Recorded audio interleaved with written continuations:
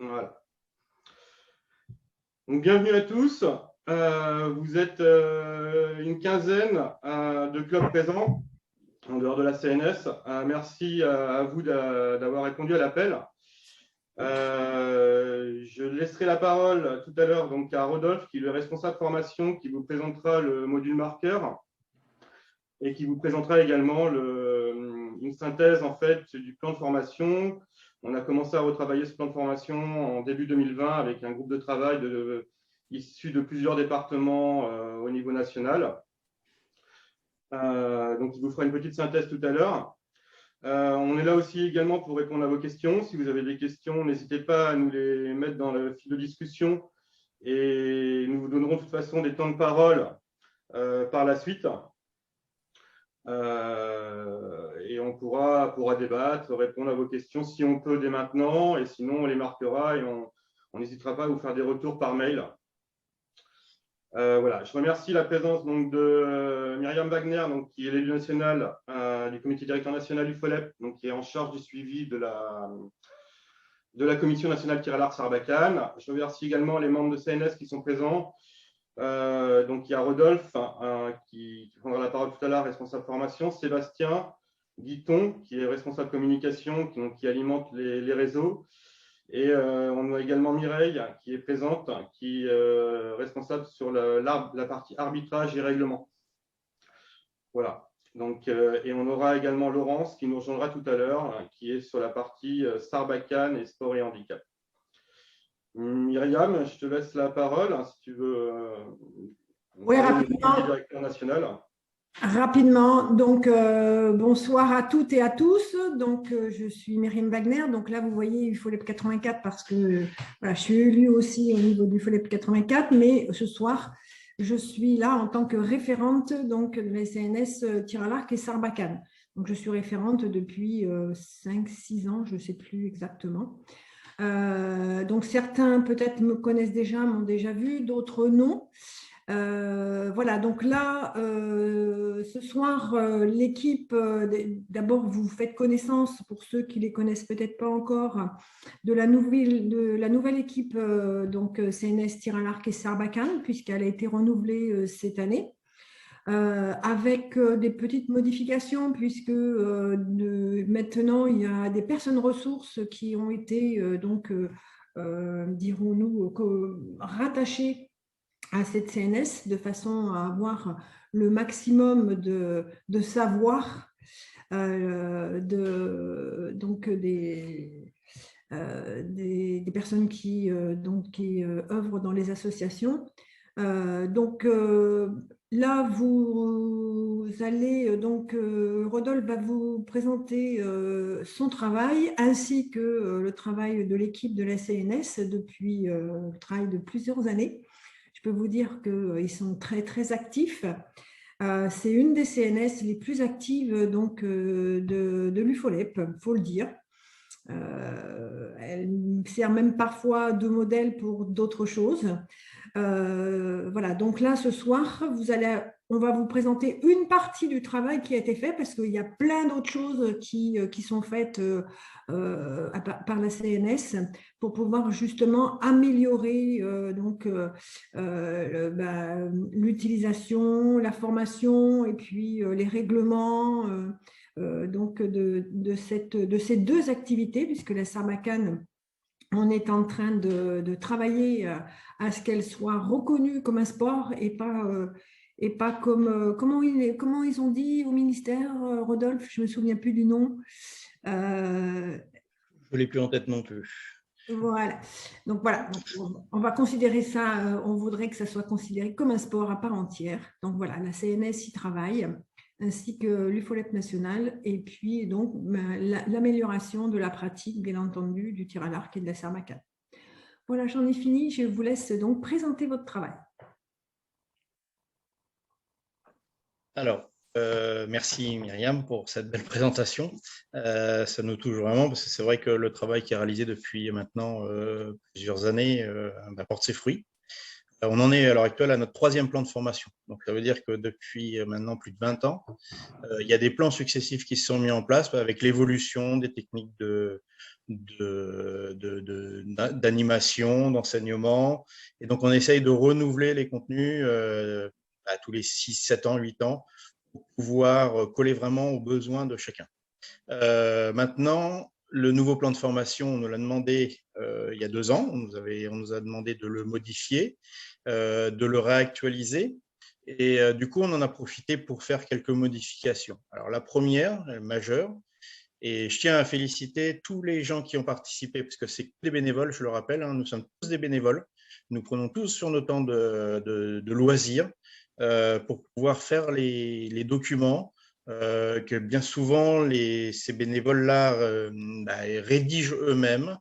Après, ils sont confrontés aux autres, donc des fois, ça se rentre un peu dedans parce qu'on n'est pas forcément tous d'accord sur la même ligne de conduite ou de propos à mener. Donc, c'est intéressant, ça nous permet de justement confronter nos points de vue. Mais c'est une équipe de gens qui veulent vraiment travailler pour j'allais dire un grand mot, mais pour le bien commun, ou aller dans le même sens, c'est-à-dire faire que les gens puissent se former et prendre du plaisir dans leur pratique. Alors, dans ce sens, on a voulu, pour les officiels, travailler sur un module marqueur qui, en fait, va avoir une double fonction. La première fonction, ça va être, c'est ce que chaque président de club, chaque responsable d'association rencontre. Quand on organise des concours, quand on fait des passages de niveau, on a parfois des problèmes avec les plus jeunes pour le marquage des points. C'est compliqué pour certains de compter et de ne pas faire d'erreur, surtout en comptant. Donc, on fait souvent appel à des adultes qui ne pratiquent pas, ou parfois qui pratiquent mais qui veulent faire le concours ou le passage de niveau, pour aider ces jeunes à pouvoir marquer les points. Alors, on a pensé qu'on pouvait faire un module marqueur au niveau national pour que justement on ait la même formation et on puisse permettre aux gens d'avoir le même contenu de formation sur tout le territoire. C'est pour ça qu'on a voulu mettre en place ce module marqueur. Ce module marqueur, il servira aussi pour les stages d'officiel, c'est-à-dire d'arbitre. Donc, c'est un module, une fois qu'il est fait, il ne sera plus à refaire pendant le stage d'arbitre. Donc, le premier point, c'est donc motiver des gens qui ne sont pas forcément adhérents, qui ne sont pas forcément pratiquants, à nous aider. Donc, c'est les intégrer aussi dans nos équipes de club. Hein, les parents, par exemple, c'est sympa aussi de pouvoir les intégrer au lieu de les laisser sur une chaise à attendre pendant 2 heures que la compétition se finisse. Puis le deuxième point, c'est d'essayer d'inciter et de motiver des gens à aller plus loin et à faire de l'arbitrage. Voilà. On va peut-être passer directement au document, Jérôme. Donc, on va vous l'afficher à l'écran directement et je vais essayer de vous le commenter en même temps et on répondra à vos questions à la fin de ce document qui n'est pas très très long, il fait une dizaine de pages. Donc, à la fin de ce document, vous pourrez poser vos questions par rapport au module marqueur. Après, dans un deuxième temps, on vous proposera un deuxième document là, qui est sur le plan de formation des officiels, donc une synthèse de tout ce qui existe. Et là, après, pareil, vous pourrez réagir à la fin de ce document-là, poser des questions sur le document de synthèse. Puis, si vous avez oublié des choses sur sur le module marqueur, on pourra revenir dessus sans problème. Voilà. Donc, comme je vous l'ai dit tout à l'heure, le module marqueur fait partie des formations d'officiels tir à l'arc et Sarbacane, puisque c'est pour les 2 disciplines que ce module existe. Ce module, il regroupe aussi bien les archers que les sarbatins, puisque bien souvent, on peut retrouver des concours mixtes sur les 2 pratiques sportives. On appelle chez nous, c'est le plan national de formation fédérale, puisqu'on n'est pas des professionnels, et c'est les formations qui concernent la fédération. Que chaque fédération peut mettre en place un plan de formation, et ces formations ne sont reconnues que dans cette fédération-là. À part s'il y a des passerelles, mais bon, ça c'est plus rare. On passe à la page 2. Alors, le module marqueur, pourquoi? Eh bien, tout simplement pour aider et faciliter au comptage des points en cible. On a souvent des erreurs chez les jeunes, ou alors carrément des oublis ou des mauvais calculs qui peuvent se faire, même si on fait une double marque. Généralement, on en a un qui copie sur l'autre, et donc ça pose des problèmes quand à la fin, on finit par mettre les scores en place et qu'on nous dit « Ah non, mais là, il manque 10 points. » C'est trop tard, les feuilles sont signées, on ne peut plus revenir en arrière. Donc, autant modifier directement au départ. C'est aussi pour sensibiliser aux règles de sécurité, que le marqueur va pouvoir agir par rapport à ça pour faire respecter les sécurités de base. Et c'est bien sûr aider au marquage des points. Donc, on a donné l'accessibilité à ce stage-là à toute personne, accompagnateur, parent ou licencié, donc vraiment toute personne, à partir de 16 ans. Alors, il y a une petite nuance qui doit apparaître quand même, c'est que concernant les non-licenciés, vous savez que normalement, les non-licenciés ne sont pas assurés. Donc, le club doit à ce moment-là prendre une RAT, donc une assurance complémentaire, donc temporaire, ou alors une assurance annuelle au club pour pouvoir intégrer tous ces bénévoles. Ça ne concerne pas que le module marqueur d'ailleurs, hein. Ça concerne aussi les bénévoles qui vont vous aider à préparer des repas ou qui vont tenir la buvette ou qui vont aider à installer le matériel, qui ne sont pas licenciés. S'il leur arrive quelque chose, ces gens-là ne sont pas couverts. Donc, il faut vraiment prendre cette assurance-là en plus des licences. Voilà, pour les non licenciés. Et pour ceux qui sont licenciés, il n'y a pas de problème. On a ouvert l'accessibilité à partir de 16 ans parce qu'on s'est dit que en dessous de 16 ans, c'était un peu compliqué aussi pour compter, donc ce n'était pas la peine de mettre une double confusion entre les enfants qui ont du mal à compter et l'adulte qui est normalement référent qui aurait aussi du mal à compter. Donc on a dit, bon, 16 ans, c'est bien. C'est aussi le début de nos formations d'officiels, donc c'est pour ça qu'on est basé sur ce point-là. C'est organisé par qui? Ça sera organisé par les CTSD, donc les commissions techniques de secteur, enfin, sportives départementales, ou les associations. C'est-à-dire que dans l'association, s'il y a beaucoup de gens à former, s'il y a beaucoup de parents, etc., de personnes, on pourra les former directement dans l'association. Et s'il n'y a pas assez de monde dans l'association, c'est des fois difficile de se retrouver qu'à 2 personnes pour subir une formation. Eh bien, on se regroupe au niveau du département pour avoir un groupe un peu plus important, un peu plus homogène, avec 7, 8, 10 personnes. Voilà. Et puis, s'il y a plus de 10 personnes, eh bien, on peut en faire, on peut multiplier autant de formations, de modules que de nécessaires. Alors, je précise que ces documents-là seront accessibles. Sébastien vous mettra tout à l'heure à disposition un petit questionnaire très, très rapide. Vous pourrez compléter. Dedans, il y a votre adresse email.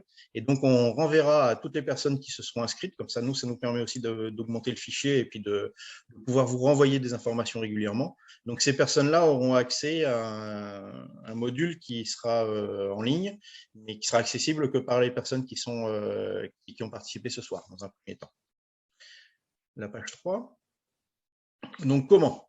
Donc, la formation sera réalisée en une ou plusieurs séances, ça dépend de l'organisation de l'association, donc dans l'association ou dans un regroupement, comme on a dit tout à l'heure, sous la forme de mise en situation. Les documents support papier et vidéo, parce qu'il y aura les deux, sont fournis par la CNS. C'est ce que je vous disais tout à l'heure, on a essayé de faire un document qui puisse être qui uniformise les formations sur toute la France. C'est-à-dire que normalement, un club, que ce soit un club du 59 ou un club du 84, normalement, le contenu de formation sera le même. Alors, bien évidemment, la formation en elle-même sera différente parce que chaque individu va apporter sa touche personnelle dans la formation. Mais en tout cas, ce qu'on veut, c'est que le contenu de base soit identique pour tous. La durée, on a estimé que 2 heures, c'était suffisant. Au-delà, ça devient un peu barbant et puis les gens ne veulent pas forcément s'impliquer plus. C'est-à-dire qu'en 2 heures, on est capable quand même de juger, d'apprendre à marquer les points, d'apprendre à sécuriser le pas de tir, quand on va, enfin pas le pas de tir, mais le scoring en cible. Et donc voilà. Le marqueur n'est pas un arbitre. C'est pas lui qui prend la décision par rapport à un cordon ou par rapport à un refus ou par rapport à des choses comme ça. Il est juste là pour marquer les points. Après, il fera appel à un arbitre s'il y a besoin s'il y a une nécessité d'avoir un arbitre pour juger quelque chose. Voilà. La qualification obtenue. Alors, ça sera, comme je vous le disais tout à l'heure, il y a 2 parties. Ça sera marqueur, ça c'est clair. Et ceux qui veulent poursuivre dans le BFO, donc dans le brevet fédéral d'officiel, par l'Arc et Sarbacane, ça sera l'exemption du module 5. Donc, le module correspond au module marqueur. Voilà. Et donc, à l'issue de cette formation, une attestation sera délivrée par la CNS via le club ou la CTD. C'est-à-dire qu'on fait une attestation qui est commune à toute la France et chaque responsable qui aura organisé ce stage vous donnera cette attestation, nominative bien sûr. Cette attestation, il faudra bien la garder, qu'elle vous servira de preuve pour pouvoir être exempté du module 5 si vous continuez en BFO, tir à l'arc et Sarbacane. Donc, il faudra vraiment faire attention à ça et bien la garder sous la main.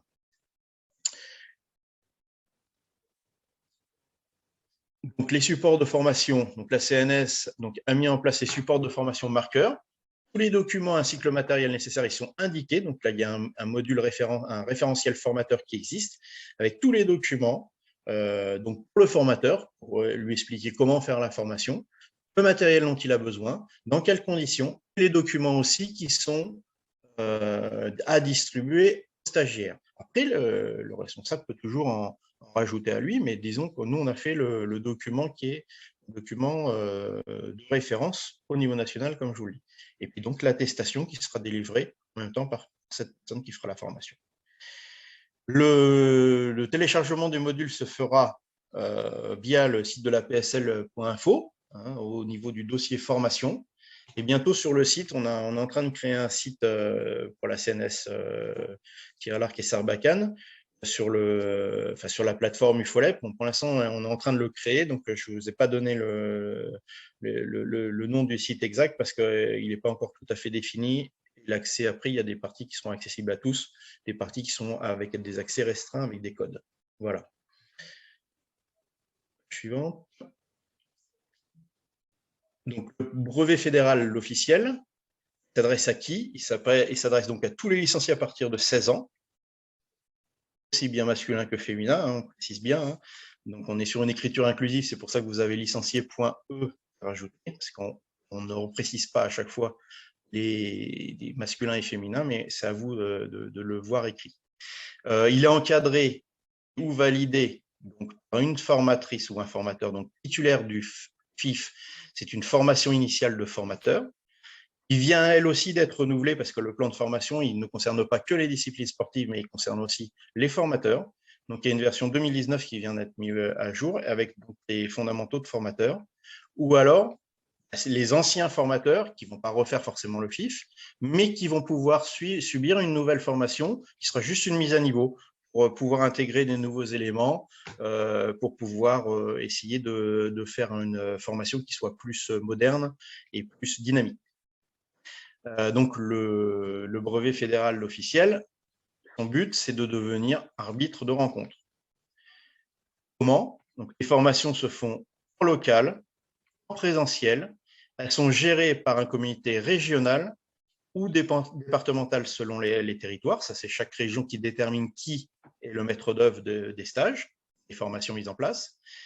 Il peut être aussi délocalisé, décentralisé si besoin. C'est-à-dire que ça peut être, je prends l'exemple de la région d'Occitanie, ça peut être Toulouse qui gère le stage, mais que le stage peut être délocalisé ou décentralisé dans un département, puisqu'il y a plus de pratiquants dans ce département-là.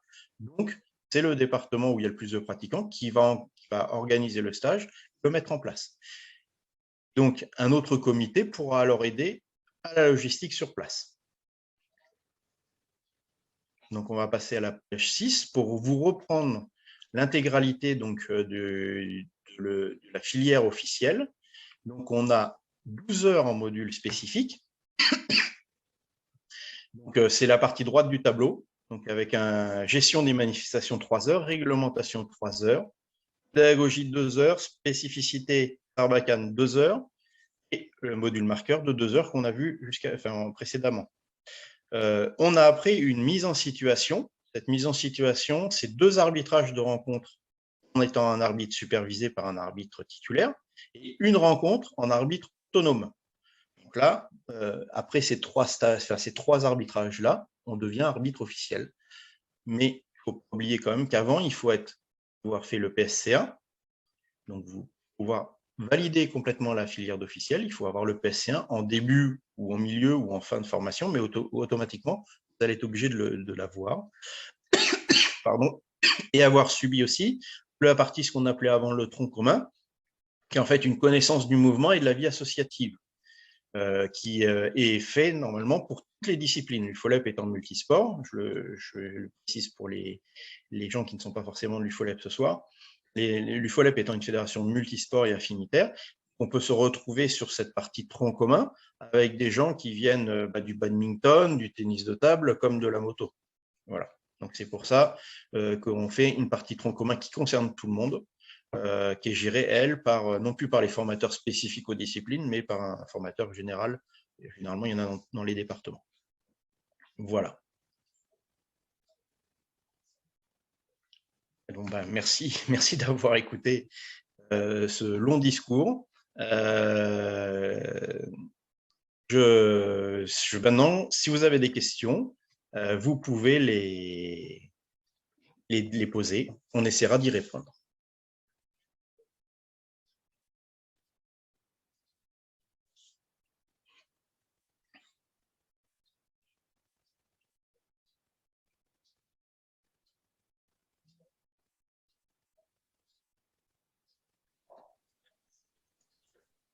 Merci Rodolphe. Vous avez un petit temps de parole. N'hésitez pas à poser vos questions. Le nouveau club qui vient d'arriver, juste pour information, la réunion est enregistrée. Donc, si vous ne voulez pas mettre la webcam, ne la mettez pas. Donc, allez-y pour poser vos questions. On vous laisse 5-10 minutes. Soit vous levez la main, soit vous êtes dans le chat et je vous donne la parole. Il n'y a pas de souci.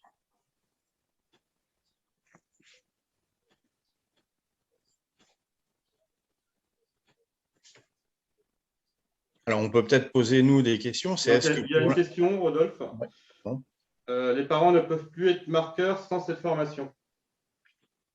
Alors, le but, c'est effectivement que toutes les personnes qui sont marqueurs aient subi cette formation, comme pour l'arbitrage. C'est-à-dire qu'à un moment, un arbitre, on essaye d'avoir des gens qui soient formés. Là, on va essayer de demander aux parents d'être formés. Après, comme je vous ai dit, c'est dans chaque club, c'est à chaque club d'organiser la manière dont il veut que la formation se fasse. 2 heures de formation, ça peut s'étaler sur un moment où les jeunes, où les gens sont en train de faire un entraînement. Le responsable du club ou un des formateurs du club se met en retrait, prend les gens dans une autre salle ou se met dans le fond de la salle et peut faire la même cette formation. Elle peut se faire en une soirée, mais elle peut s'étaler sur 3 ou 4 soirées. Il y a des parties dans le module. Donc, on peut traiter un point, s'arrêter, la semaine d'après, retraiter un deuxième point. Ça pose aucun problème. Ça, c'est après à chaque club et à chaque CTSD de voir comment elle veut s'organiser en fonction des besoins de chacun. J'ai une demande de prise de parole, Mireille. Je ne sais pas si tu peux parler. Ou c'est une erreur? Non, alors bonjour, non, c'est pas une erreur. L'idée, c'est que c'est un retour qui nous est revenu sur les pas de tir après avoir entendu parler de ce module, que ce serait éventuellement une obligation d'avoir des marqueurs sur les cibles des petits. Alors, le marqueur n'est pas obligatoire sur les cibles. Si jusqu'à présent les compétitions se sont bien passées sans marqueur, pourquoi ne pas continuer comme ça? Maintenant, c'est un élément qui permet aux associations d'avoir un soutien et une aide.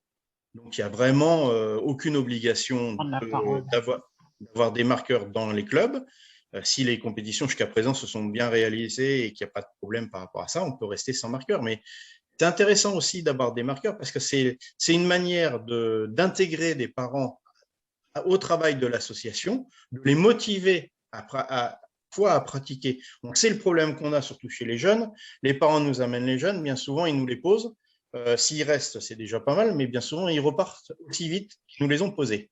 Donc, ça peut être aussi un moyen d'essayer de les intéresser à ce que l'enfant fait, le jeune fait dans le club, et puis les intéresser aussi à la vie de notre association. Donc, ça peut être un plus qui n'est pas négligeable. Donc, c'est quelque chose à proposer, mais qui n'est toujours pas obligatoire. La Casec du 37. Attends, voilà. Bonsoir à tous. Moi, j'ai une question. Si j'ai bien suivi la présentation tout à l'heure, il a été dit, enfin, Rodolphe, tu as dit que les gamins, pour pouvoir être formés en tant que marqueurs, devaient avoir 16 ans révolus.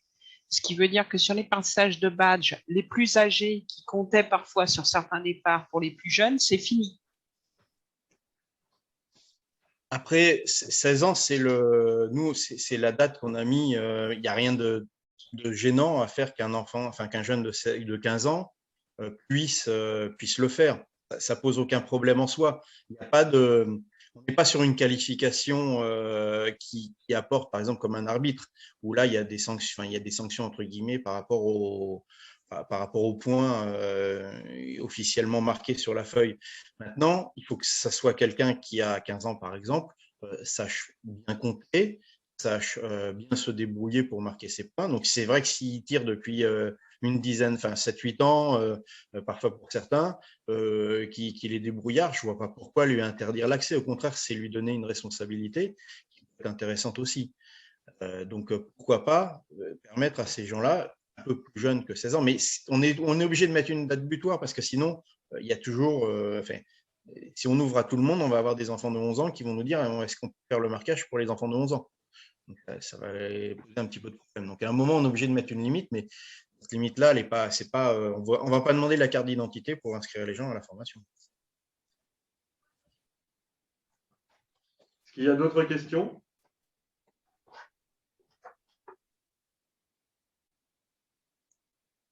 N'hésitez pas, c'est le moment.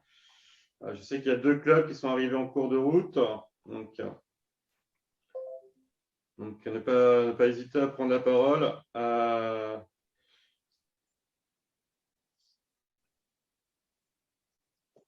Plus personne? Ce que je vous propose, c'est qu'on passe à la suite sur la synthèse du plan de formation, Rodolphe. Il n'y a plus de micro, Rodolphe. Rodolphe, tu parles dans le vide. Pardon, merci. Donc, je disais, on va laisser la parole à Sébastien pour nous présenter le petit questionnaire. Ouais, ok. Hop, je vais vous envoyer en lien donc un petit questionnaire sous Google. Pour ceux qui ne l'auraient pas par la suite, n'hésitez pas à me contacter directement via la page Facebook. Je pense à ceux qui seraient éventuellement sur téléphone ou autre et qui n'auraient pas l'accès par le chat. Je vous le renverrai directement. Ça permettra surtout qu'on puisse voir qui vous êtes, avoir vos adresses également, pour pouvoir les revendre. Non, pas les revendre. Vous envoyez les documents directement. Tu peux nous présenter, Sébastien, ouais. si je te donne le… Tu peux y aller, ouais. Sinon, je peux t'envoyer également le lien directement. Et puis, tu peux cliquer dessus si tu veux. Vas-y, tu as la main. Là. Ça marche. Alors, je vais déjà l'envoyer à tout le monde. Ce sera fait. Hop. Le voilà. Hop, on va cliquer dessus. Alors, en attendant que tu fasses la manipulation, je voulais juste poser une question moi, aux gens qui sont là. Est-ce que ça vous paraît être un module pertinent par rapport à votre vie associative et par rapport à l'organisation de vos manifestations?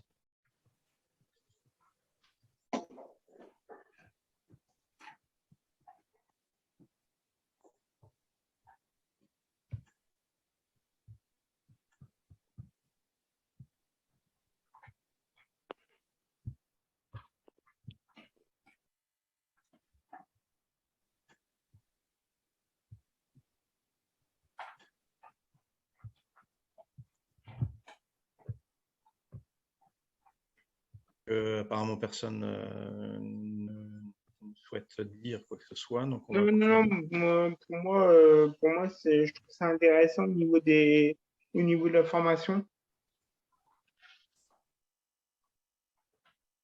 Est-ce que ça te paraît un plus par rapport à ce qui existait jusqu'à présent? Oui. D'accord. Okay. D'autres personnes qui veulent réagir?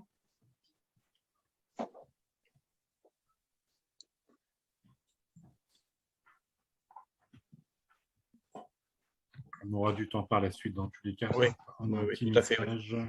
Vas-y, Sébastien. Ok, du côté du Kazakh, quelques doutes. Alors, les parents ou accompagnateurs pourraient s'engager quand même. C'est un moyen aussi de les impliquer et puis de les valoriser en même temps. C'est vrai que certains sont… On l'a tous fait en préparation et de concours, effectivement, le fait de proposer aux gens d'être marqueurs. On fait une formation assez, ma foi, assez succincte et on ne parle pas forcément des règles de sécurité à tort parfois parce qu'on va vite, etc. Et puis on se rend compte quand on lance les premiers volets que zut, on a oublié les marqueurs. Je pense que si on met en avant aussi ce côté-là, on peut avoir éventuellement de l'adhésion. On va tester, on verra. On attend aussi vos retours derrière sur le terrain. Les nôtres également, on ne l'a pas encore testé en dur. Donc, on se dit qu'on a le droit à l'erreur. On va tenter. Si effectivement ça ne marche pas, ben, on fera machine arrière s'il faut. Ce n'est pas un souci. Mireille, tu voulais dire quelque chose peut-être avant que je lance? Oui, ce que je voulais dire, juste peut-être pour répondre au 37 là, qui a posé la question pourquoi pas avant 16 ans, c'est peut-être aussi pour ne pas mettre en difficulté aussi nos jeunes. On imagine un jeune qui, même sur les badges, qui a 16 ans et qui ne sait pas compter, entre guillemets, hein, mais on pourrait y mettre les adultes dedans, hein, je le redis bien. Par rapport à des plus jeunes qui, eux, sauraient compter et le mettre en difficulté. Donc, il faut aussi faire attention à ça, de ce côté-là. Oui, on a une réaction aussi de Marie-Noël qui nous dit qu'elle ne fait pas partie d'un club UFOLEP, mais qui considère que le module peut être intéressant, surtout pour les personnes en situation de handicap moteur ou mental. C'est effectivement. Hein. Après, comme j'ai bien précisé, Marie-Noël, un des points n'empêche pas de faire le module, ça c'est pas un souci, mais c'est la reconnaissance. Le stage est validé par rapport à la fédération où on est, et pas par rapport à une autre fédération. Par exemple, si je vais prendre l'exemple du tir à l'arc, hein, si on fait une formation FFTA, elle n'est pas reconnue à l'UFOLEP et vice-versa, c'est-à-dire que la formation d'animateur UFOLEP n'est pas reconnue si on a une licence FFTA. Voilà, c'est un principe comme ça, à part s'il y a des passerelles qui existent entre les deux fédérations. Et à l'heure actuelle, et à ma connaissance, il n'y a pas de passerelle sur la pratique de la sarbacane entre les différentes fédérations qui la pratiquent. Merci. Alors, je ne sais pas si c'est Madame Videmont ou si c'est juste un pseudo. Donc, je suis maman et je suis prête à m'engager sur la formation. Ben voilà, c'est bien. On voit des personnes motivées, c'est super. Bravo. On testera et puis on fera un petit bilan en cours de saison, déjà un bilan intermédiaire et puis un bilan en fin de saison. Merci. Alors, concernant le petit module, on regardera le message qui est apparu dans la conversation par la suite. Donc, c'est des questions très basiques qui vous prendront 2-3 minutes. Donc, on vous demande bien sûr vos noms et prénoms, votre âge. Là, c'est purement statistique, voir un petit peu qui on a intéressé. On voit qu'on a quand même un panel assez large de tranches d'âge déjà. Si vous êtes licencié ou non, on a déjà notre petite idée. Si oui, quel est votre numéro de licence? Quelles sont vos pratiques? Comment vous avez connu l'existence de ce webinaire? Ça nous permettra aussi de voir un petit peu comment on communique. Quelles ont été les raisons pour lesquelles vous avez suivi dans cette présentation? Si vous êtes éventuellement intéressé par d'autres webinaires, c'est quelque chose qu'on va essayer de déployer au fur et à mesure sur des sujets, des thématiques qui peuvent être aussi bien sur la formation, sur les valeurs de l'UFOLEP, pourquoi pas, sur les activités de l'ACN, les nationaux, etc. On peut tout envisager. Et comme on peut tout envisager, on vous demande un petit peu quelques petites idées de thématiques également. Et puis enfin, donc, votre adresse mail pour vous envoyer les supports, votre département, et si vous êtes un homme, une femme, ou si vous vous sentez ni l'un ni l'autre, ou les deux. Voilà. Je ne sais pas si on entend tout le bruit. Essayez de couper vos micros éventuellement. J'ai l'impression d'entendre un Thermomix ou un monsieur cuisine derrière. Merci. Donc voilà, questionnaire tout simple. Si vous ne l'avez pas reçu, envoyez-nous un petit message, soit vers des personnes que vous connaissez de la Commission nationale, soit carrément sur le compte Facebook de la Commission nationale ou via Gestark éventuellement.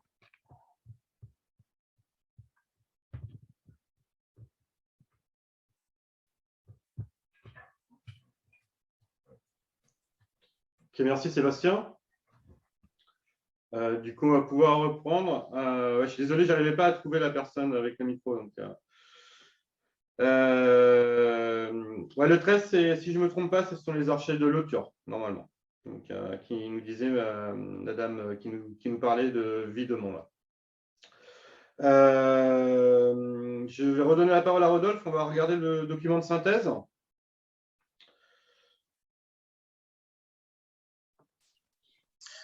Alors là, on a voulu vous faire juste une petite découverte sur le plan de formation fédéral des deux disciplines, c'est-à-dire tir à l'arc et sarbacane, aussi bien pour le plan animateur que officiel.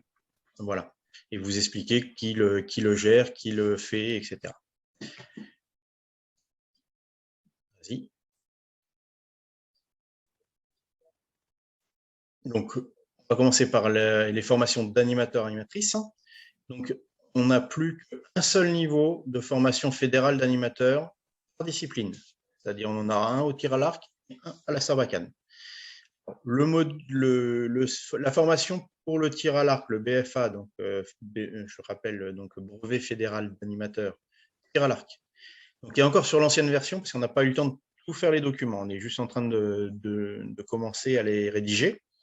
Assez long, il faut savoir que le document pour la sarbacane, qui était le plus facile à faire, c'était le plus facile parce qu'il était le plus court, et puis on a très peu de vécu derrière, donc c'est très dur de réécrire des documents quand on en a déjà écrit sur le même sujet plusieurs, parce qu'on a tendance à se mélanger les pinceaux, à plus savoir ce qui est pertinent, pas pertinent, ce qui avait déjà été dit ou pas, donc on oublie plein de choses, et donc on a préféré commencer par celui de la sarbacane qui nous paraissait plus facile à mettre en place et à réaliser, pour après s'attaquer à celui du tir à l'arc. C'est pour ça que le brevet fédéral d'animateur tir à l'arc est encore sur l'ancienne version, mais avant la fin de l'année de pratique, enfin l'année scolaire, on dirait, avant le mois de juin, tout sera officialisé sur le nouveau plan de formation.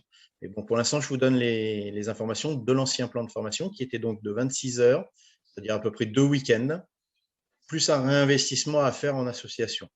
Donc, il était ouvert, il est toujours à tous les licenciés à partir de 16 ans, encadré ou validé, c'est ce qu'on a vu tout à l'heure, par informateur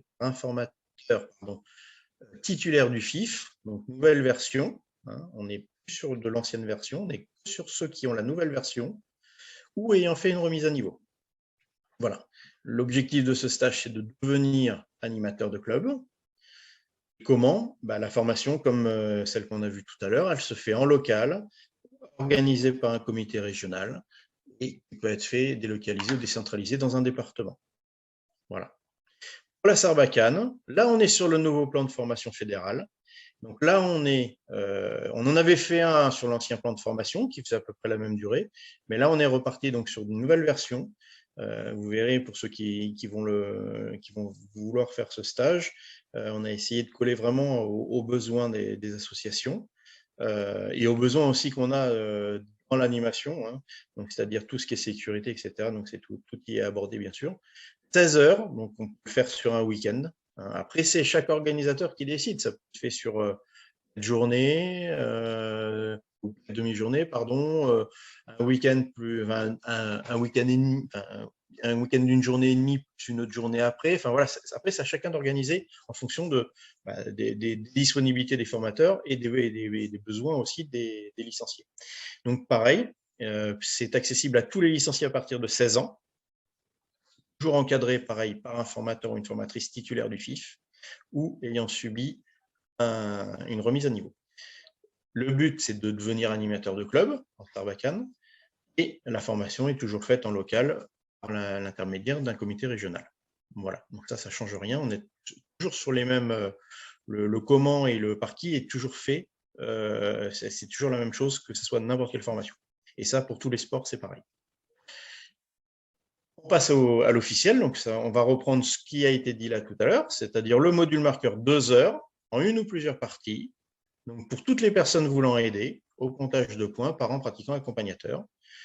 Qui, donc là, c'est plus encadré par des formateurs ayant eu un FIF, ça peut être encadré par un formateur, mais aussi par un président de club ou un arbitre titulaire du BFO Nouvelle Formule.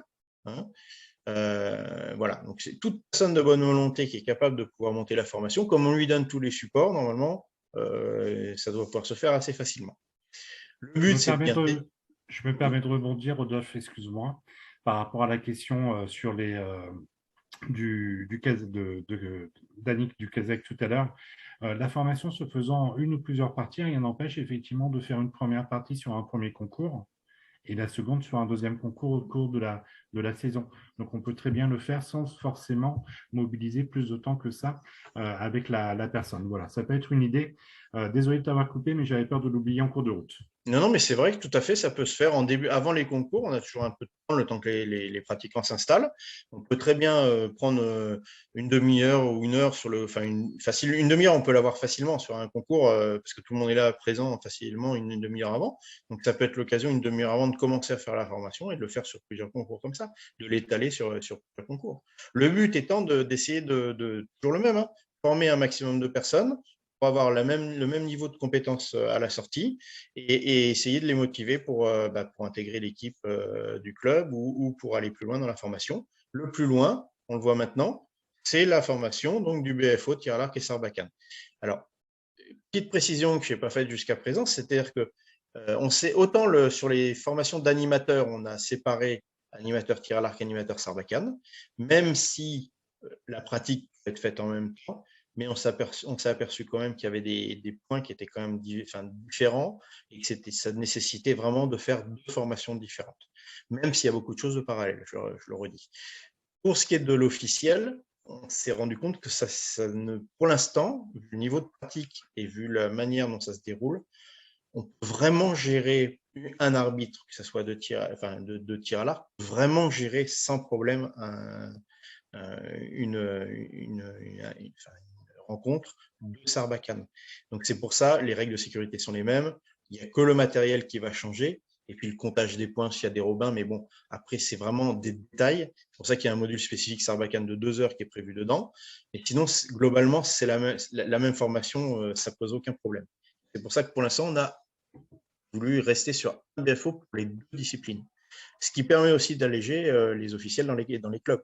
Trouver des volontaires, ce n'est pas forcément évident. Donc, on est toujours sur une formation de BFO donc de 12 heures, on a dit sur un week-end. Tous les licenciés à partir de 16 ans. Donc là, on est vraiment sur du licencié pour l'officiel, pour l'arbitre. Encadré, toujours la même chose, donc par un FIF ou alors un ancien FIF avec une mise à niveau. Le but étant de devenir arbitre de rencontre et la formation est toujours régionalisée. Voilà. Voilà pour les documents. On n'a pas voulu en mettre ce soir parce que c'est déjà assez dense. Il faut déjà l'intégrer, tout ça. Après, maintenant, on est ouvert à toute discussion. Si vous avez encore des questions, il n'y a pas de souci. On est là pour ça. Comme a dit Sébastien tout à l'heure, l'objectif, c'est d'en faire régulièrement. Donc, on reviendra sur d'autres sujets comme l'animation, comme il a dit, sur le développement, la communication, tout ça. On va pouvoir refaire d'autres visios si on voit qu'il y a un intérêt et que les gens se mobilisent aussi pour venir à ces visios, quoi. Donc, à vous la parole maintenant. Alors, là, on a le Kazakh qui dit la formation marqueur est obligatoire pour les pratiquants. Non, absolument pas. La formation marqueur n'est pas obligatoire.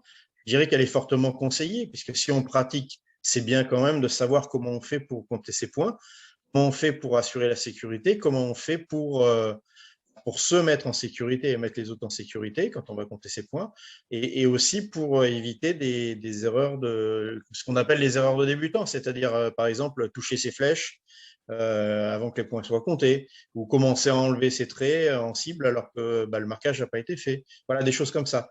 Ou juger un robin, enfin juger non, mais voir un robin et dire le score que ça fait. Voilà, des choses comme ça. Si on a fait le stage marqueur automatiquement, enfin le module marqueur automatiquement, on saura tout ça. Donc, on assurera une meilleure sécurité, on assurera un meilleur plaisir aussi des gens d'aller compter les points, etc.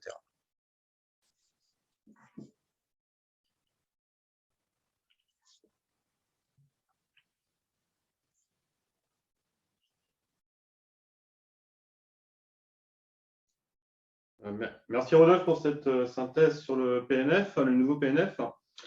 Là, on a un petit commentaire de Mireille qui nous dit « Cela peut être une porte d'entrée pour inciter nos licenciés pour peut-être aller en formation. » Oui, tout à fait.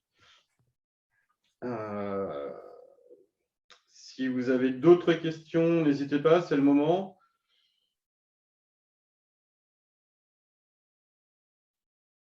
Soit vous levez la main, soit vous l'écrivez dans le fil de discussion.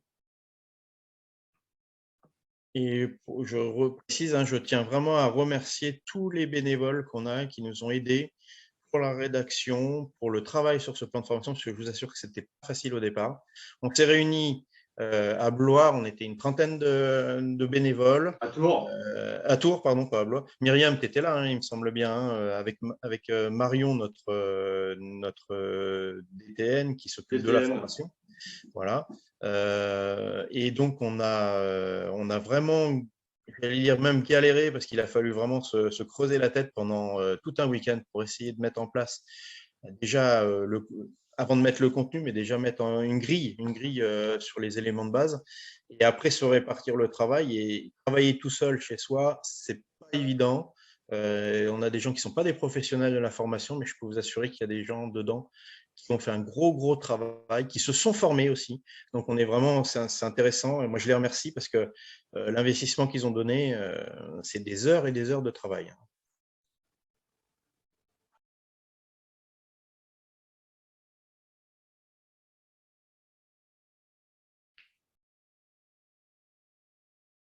Plus de questions, plus de commentaires.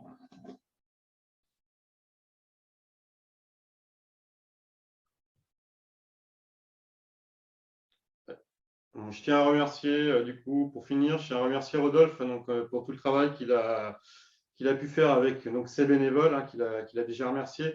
Mais je remercie surtout lui aussi pour le gros travail qu'il a fait depuis 2 ans sur le plan national de formation, avec les nouveautés qu'il va pouvoir y avoir, donc intégration de la Sarbacane dans l'arbitrage, le module marqueur. Je pense qu'on refera des conférences de ce type-là ouvertes donc au niveau national, où on pourra vous présenter d'autres actions de la CNS. Je pense que c'est intéressant qu'on puisse vous rencontrer de temps en temps, que vous puissiez mettre un visage aussi sur nos têtes, puisque vous ne voyez que sur les nationaux. Donc, on renouvellera ça assez régulièrement, je pense. Moi, j'ai envie de le faire au minimum 2 fois par an. Si ce n'est plus, de façon à pouvoir vous rencontrer et à répondre à vos questions, à vos interrogations sur les travaux qui sont en cours. Myriam voulait prendre la parole. Oui, Myriam, je te redonne la parole. Tu vas remettre ton micro. Voilà, juste pour la formation. Alors, bon, je tenais à remercier aussi Joël, parce qu'il n'y est plus. Mais il a travaillé un petit peu avec nous quand même, quelques temps, pour tout ce qui était formation. Voilà, c'est tout. Merci. Il était là tout à l'heure, mais il n'y est plus. Oui, il s'est connecté au début, puis il est reparti. Je ne retire absolument pas le travail de tous ceux qui sont encore là. Hein. Bon, voilà. C'est juste que c'est vrai que bon, Joël va quand même, au début, en tous les cas, de ce nouveau PNF, à travailler aussi avec nous. N'oubliez pas de remplir le petit questionnaire que Sébastien vous a remis en lien là. Du coup, on aura votre adresse mail et on pourra vous communiquer les supports qui ont été présentés ce soir. Donc, voilà. Juste un petit point avant de finir, Jérôme. Je voulais juste te dire qu'on a plein de surprises pour vous sur la formation. Vous verrez. Donc là, il y a plein de choses qui sortent. Là, on est en train de bouillir. Il y a des gens qui travaillent d'arrache-pied et qui ont plein d'idées. Toutes les semaines, on a de nouvelles idées, des nouvelles choses à préparer et tout ça. Donc, vous allez voir, ça va être un plan de formation, de nouvelles formules assez dynamique et assez sympa. Et puis, on va essayer de faire des modules un peu du même style que Marqueur, mais à d'autres niveaux, pour inciter les gens à venir pratiquer, pour inciter nos clubs aux gens dans nos clubs à se former, etc. Donc, vous allez avoir plein de surprises dans les mois à venir. C'est ce que je disais tout à l'heure, vous êtes très actifs et c'est très bien. Toutes les CN ne sont pas forcément dans la même dynamique au niveau de la formation. Ok. Du coup, je vais mettre fin à la réunion. Je vous remercie à tous de votre présence. Merci beaucoup d'avoir été présents, d'avoir écouté ce qu'on pouvait vous présenter. Et surtout, n'hésitez pas à revenir vers nous si vous avez des interrogations. Mon adresse mail, on la trouve un peu partout. Hein. Je vous la remets dans le chat rapidement. Sébastien, vous avez aussi son adresse. Vous pouvez communiquer avec lui facilement sur les réseaux sociaux. Donc voilà. Et puis, je vous donne rendez-vous dans tous les cas sur le national dans la Somme. Donc au mois de mai, si je ne me trompe pas, j'ai plus la date en tête. Le 3 juin. Le 5 juin, c'est ça? Le 3 juin. Le 3 juin. Voilà, donc je vous donne rendez-vous le 3 juin, national dans la Somme, et également le 3 juillet sur le Rassemblement national jeune et Rassemblement national Sarbacane qui auront lieu donc dans la Nièvre. C'est le 5 juin, tu avais raison, autant pour moi. Alors, le 5 juin, national dans la Somme, et 3 juillet, Rassemblement national jeune, tir à l'arc et Rassemblement national Sarbacane. Voilà. Donc voilà, merci à tous. Bonne soirée, bon appétit pour ceux qui n'ont pas encore mangé. Et puis je vous dis à très bientôt. Donc, à bientôt. Au revoir à tout le monde.